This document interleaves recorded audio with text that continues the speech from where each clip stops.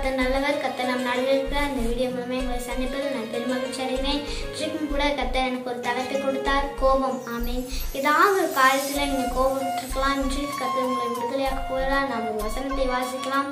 சங்கீதம் 4ஆம் அதிகாரம் 4ஆம் வசனம்.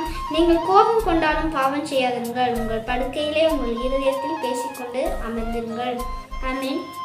நம்ம ஏதாவது ஒரு காரியத்தில் கோபப்பட்டிருக்கலாம், அது முடிவில் பாவமாய் தெரிவிதாமே. நம்ம 1 சாமுவேல் 18ஆம் அதிகாரம் 6 முதல் 10 வரை வாசித்து பார்த்தோம் என்றால், அங்கே தாவீது கோலியாத்தை வீழ்த்தின பிறகு அந்த ஜனங்கள் தாவீதை புகழ்ந்து கொட்டினாங்க. ஆமேன்.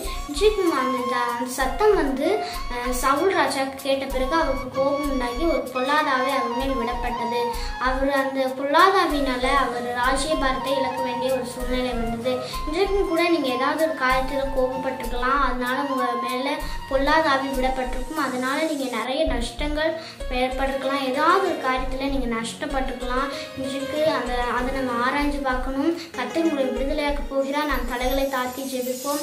அப்பா, எங்களுக்கு இந்த நாளை கொடுத்ததுக்கா நன்றி ஆண்டவரே. ஏசப்பா, சூத்திரம் ஆண்டவரே.